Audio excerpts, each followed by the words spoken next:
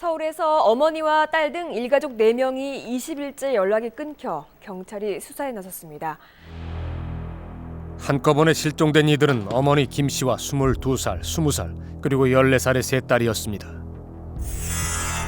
실종 신고가 접수된 후 수사에 나선 경찰은 CCTV를 통해 2월 18일 밤 김 씨 집에서 가방을 옮기는 남자의 모습을 확인합니다. 그 목격을 했어요. 가방을 옮기는 거를 엘리베이터 내에서 들고 오르락내리락 하는 걸 갖다가 본 사람이 있어요. 이호성 4번 타자. 볼 카운트는 원나싱. 허용한 거 외에는 내모네의 실종과 관련된 것으로 보이는 CCTV 속 남자는 한때 명문 프로 야구단에서 4번 타자로 이름을 알렸던 이호성 씨였습니다. 도대체 가방의 정체는 무엇이며 내모녀는 어떻게 된 것일까?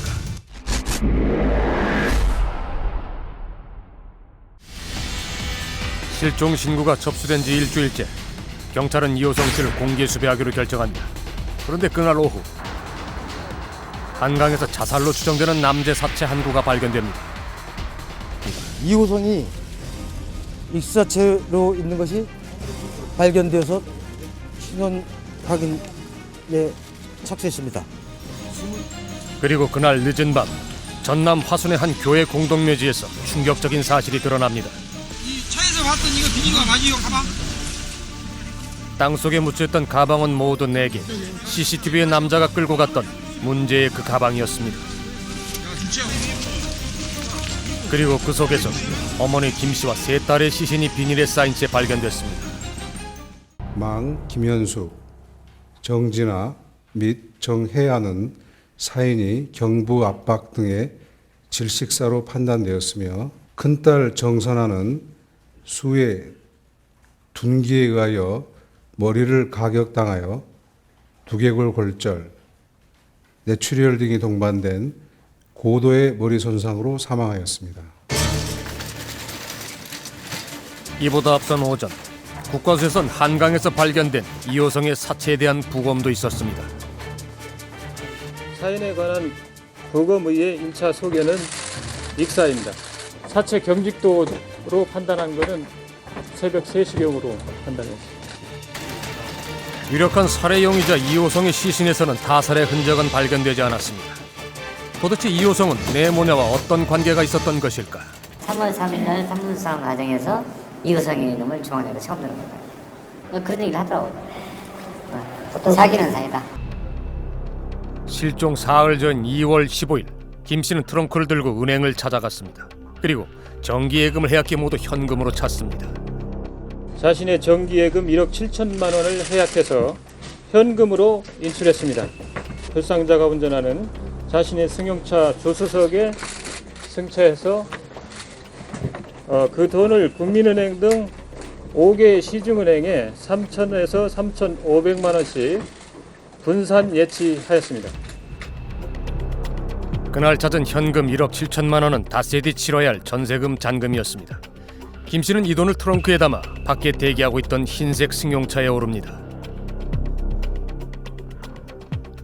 그리고 이틀 뒤인 2월 17일 밤 김 씨는 퇴근하기 전 자신이 운영하는 식당 직원들에게 며칠 동안 자리를 비우게 될 것이라고 알립니다.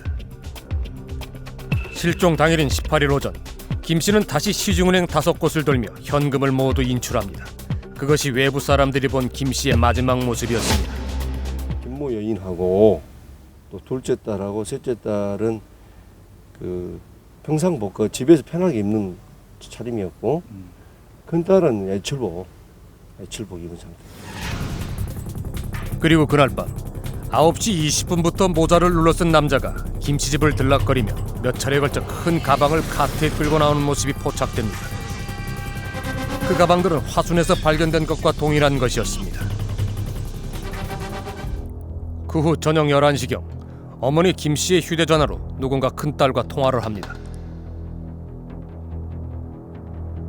당시 큰딸은 학교에서 뮤지컬 연습을 마치고 귀가하는 길이었습니다. 그리고 자정 무렵 종로 일대에서 마지막 통화가 있었습니다. 그렇다면 큰딸은 언제 어디에서 살해된 것일까? 큰딸 저 바지 같은데 보니까 이런 잔디 이거 있잖아, 이런 이파리 이런 것이 다 바지에 묻어 있더라고. 풀 이파리가. 그런 거 보면은 그 실내에서 살해된 것이 아니고 12에서 살해된 거 갖고 거기 또 제일 많이 반항했나 제일 그 상처가 크고 좀 피가 많이 흘렀더라고. 큰딸의 휴대전화 신호가 다시 잡힌 것은 19일 새벽 5시 40분경 전남 화순의 한 야산에 위치한 기지국이었습니다. 이미 새벽 4시 10분 김씨 소유의 흰색 승용차가 화순 쪽으로 오고 있었고 다시 7시 19분 화순 읍내로 진입한 것이 나중에 밝혀졌습니다. 그런데 그날 아침 화순에서 이호성을 만난 사람이 있었습니다. 제가 이제 수장님한테 받은 전화 메모해놓은 놈을 전화기로 걸니까 나무 있는데 그래서 백색 SM5에서 문이 열리면서 사람이 나오더라고요. 가서 땅을 조금 탈 건데 제가 연장을 안 가져왔습니다. 필요한 연장을 사갖고 출발합시다 그러더라고요. 그런데 이 씨가 자신의 차에는 인부들을 태우지 못한다고 했다는 것입니다. 그 차를 아무도 못 타고 혼자만 탔었고 짐이 많고 그래서 차 뒤쪽을 놓고 봤을 때 검정색 자석용 가방 그것들이 많이 쌓여있던 느낌이 있더라고요. 그래서 왔다 검정색 자석용가 저렇게 많이 있지. 이호성이 탄 차를 따라 인부들이 간 곳은 교회 공동묘지.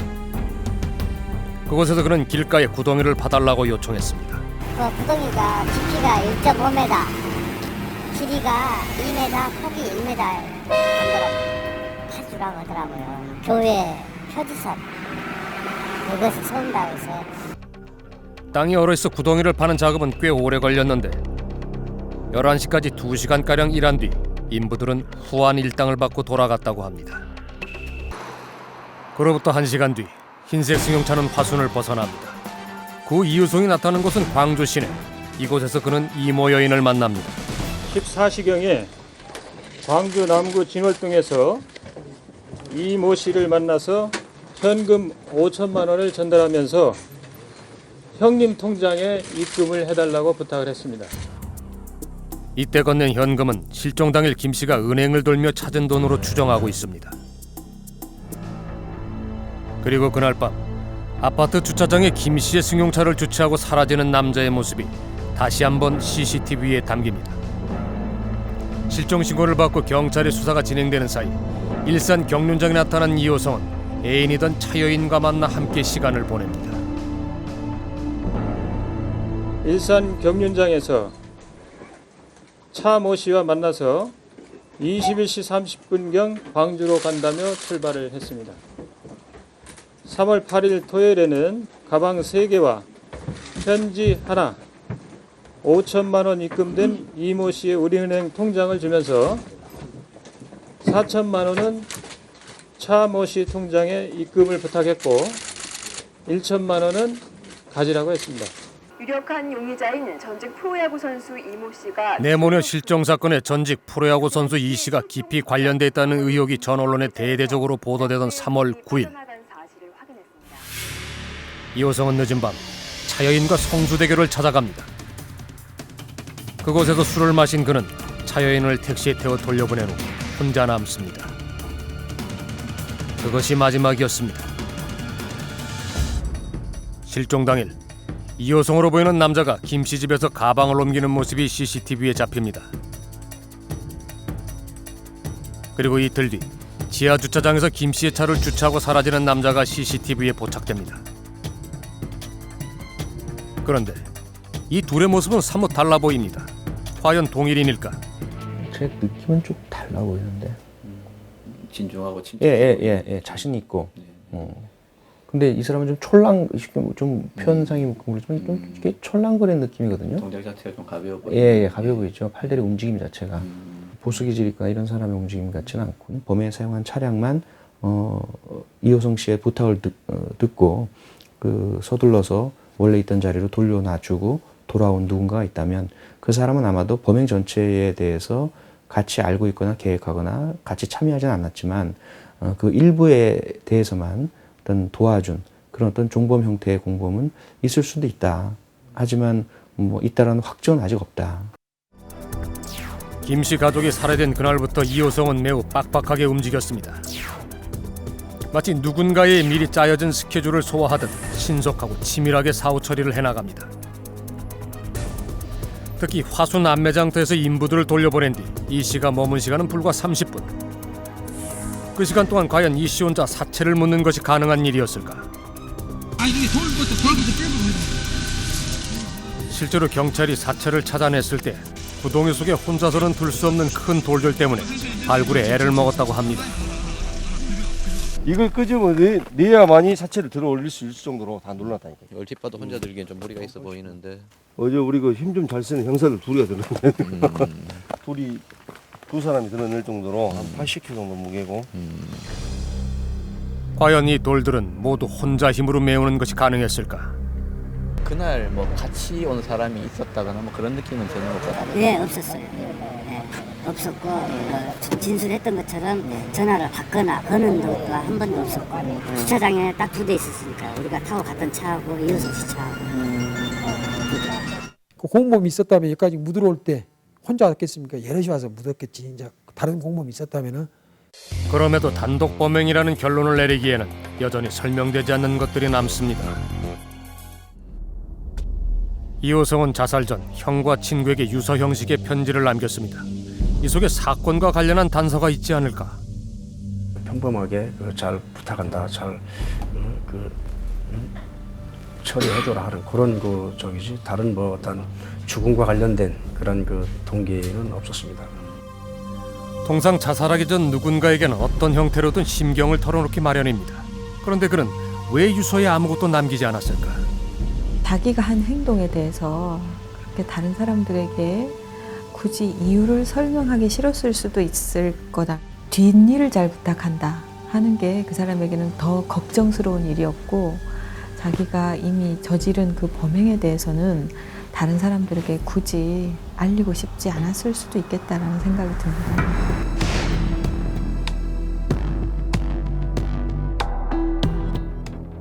이호성은 사기 수배자로 신용불량 상태였습니다. 따라서 현금 1억 7천만 원은 이 씨를 위한 돈이었을 가능성이 큽니다. 실제로 네 모녀가 살해된 후 그 돈 중 1억 원은 이호성이 유용한 것이 확인됐습니다. 실종자로부터 나온 금액이 거의 지인들한테 일부 많이 흘러 들어간 것을 보면은 돈을 자기가 필요해서 쓰고 죽이지 않으면은 계속 시달리기 때문에 그래서 시달림을 자기가 없애기 위해서 아마 극단적으로 그런 생각을 한 것 같습니다. 그러나 돈만을 노린 것이었다면 가로채고 잠적하는 방법도 있었을 텐데 굳이 네 모녀를 모두 살해한 것은 쉽게 납득이 되지 않습니다. 1억 7천만 원이 본인에게 매우 큰 가치가 있어야 된다고 생각이 들거든요. 1억 7천을 얻기 위해서 한 사람도 아니고 그러니까 돈을 주로 제공해 줄 수 있는 그 엄마, 피해 여성뿐만 아니라 그 딸들까지 모두 다 살해를 했어야만 했다는 것은 좀 일견 납득하기 어려운 점이라고 할 수 있습니다. 우리가 수소문에 만나본 지인들 역시 그의 범행 동기가 의문이라고 했습니다. 그걸 왜 죽였는가는 모르겠더라. 죽일 이유가 하나도 없었는데 돈이 뭐 50억 막 몇십억 이렇게 관계되면 문제가 되는데 거의 1억 얼마 갖고 의미가 뭐 있어? 아무 의미가 있잖아.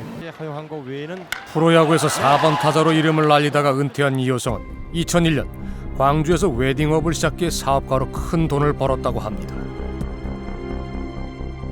마사회가 순천에다가 진출한다 하니까 순천에다 마사회 건물 집시다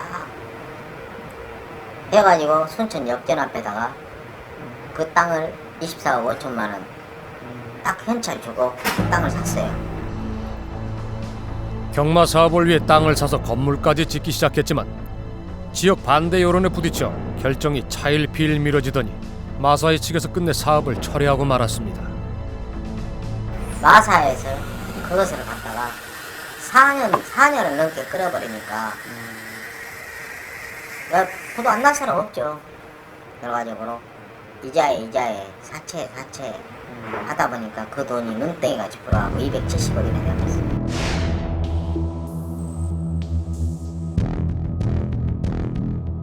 큰딸을 제외하고 집안에서 살해된 세 모녀의 사이는 경부 압박 질식사.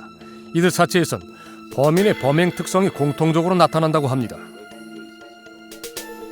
시체 양상이 다르다고 했지만 사실은 크게 봐서는 다 같습니다. 우선 이렇게 오래 저항하지 않았다는 거예요. 그러니까 일시에 제압을 했다는 특징이 있고요. 그러니까 뭐 손, 팔, 다리, 가슴 뭐 이런 데에 크게 상처가 없는 것. 흉기의 공격이 한 번이나 두 번 그렇게 많지 않다는 것. 그런 걸 봐서는 유형이 비슷한 종류의 살해 방법입니다. 그런데 일부 사체는 얼굴이 옷가지로 가려져 있었습니다. 이런 행위는 어떻게 해석할 수 있을까? 확실하게 사망을 했는지 하는 것을 확인하기 위해서 그런 얼굴을 가리는 행동이 나타나고, 또 한 가지는 가해자와 피해자들이 서로 면식인 관계가 있었기 때문에 아마도 그 살인 행위 후에 그 피해자들의 얼굴을 좀 보기가 불편하거나 두려워서 그런 행동을 한 것이 아닌가 추정할 수 있겠습니다. 그렇다면 혹시 둘이 다투다가 우발적으로 김 씨를 살해한 이 씨가 범행이 발각될까 봐 자신과의 관계를 알고 있는 딸들까지 살해하게 된 것은 아닐까? 4명을 살해했던 걸로 봐서 뭐 갑자기 살인 의지를 가졌다거나 그렇게 보기는 어렵겠고요. 애초부터 살해 의지를 가지고 접근했다고 봐야 되겠죠. 게다가 이 씨가 며칠 동안 여행을 가자고 하는 등 살인을 미리 계획한 정황이 많다는 것입니다. 사전에 그 가방을 그 점포도 확인해 놓고 또 가방도 사고 또 운반용 그 손수레도 어디서 구입할 수 있는지 문의 전화도 하고 한 것으로 봐서는 그 사전에 어떤 범행을 계획하고 뭐 치밀하게 그 진행을 한 것 같습니다. 이 씨는 왜 선친묘소 근처를 남매장 장소로 선택했을까? 눈에 잘 띄지 않게는 했고, 자기만이 아는 장소를 택했고, 그런 것을 보면 좀 은밀하게 그 피해자들의 시신을 유기한 것은 맞다고 보입니다. 그런데 이제 자기에게 특별한 의미가 있는 장소였고요. 일반적으로 보통 그 모르는 비면식범들이 사체를 유기하는 그런 장소와는 좀 다르죠. 그런 의미가 큰 장소에 가서 그 피해자들을 유기했다는 것은 좀 그래도 나름대로 조금 그렇게 그런 행동을 통해서 그런 죄책감을 좀 회복하려는 그런 시도라고 볼 수 있을 것 같아요. 네모녀 비살 사건은 짧은 시간에 많은 사람을 살해하는 다중살인의 한 형태입니다. 그런데 이 씨의 행보는 기존의 다중살인자와 달랐습니다. 다중살인이 종료된 이후에 바로 근접한 시간에서 살인과 자살이 연속성 상에서 일어나는 것이 보통이죠. 근데 이번 경우에는 다중살인이 발생한 시점과 자살한 그 시점이 상당히 떨어져 있는, 상당히 격리되어 있는 것이 또 다른 특징 중에 하나라고 봅니다. 이 씨가 증거를 없애고 사체를 유기하는 과정을 보면 처음부터 자살할 계획은 없었다는 것입니다. 그렇다면 그는 왜 사건 발생 20여일이 지난 후에 스스로 목숨을 끊는 선택을 한 것일까? 살인 사건의 범인으로 본인이 경찰의 수배를 받는다는 사실을 알게 되었던 것이 결국은 생을 포기하게 만든 가장 결정적인 계기가 아닌가 싶고요. 결과적으로 본인이 살아서 맞닥뜨릴 용기와 자신감이 없었을 가능성이 높습니다. 그렇다면 자살 직전까지 함께 시간을 보냈던 차여인에게 마지막으로 남긴 말, 원해서 한 일이 아니고 개입할 수밖에 없었다는 말은 무슨 의미였을까? 일단은 개입이라는 표현 자체는 뭔가를 해결해야 된다라는 뜻으로 받아들여질 수 있거든요. 그래서 아마도 본인의 범행에 대한 그런 정당화 내지는 합리화가 필요했던 것처럼 들리고요. 그럼에도 불구하고 왜 이제 다른 사람들에게 자기가 왜 그런 범행을 했는지를 설명하지 않았다는 것은 좀 미스테리로 남아 있습니다.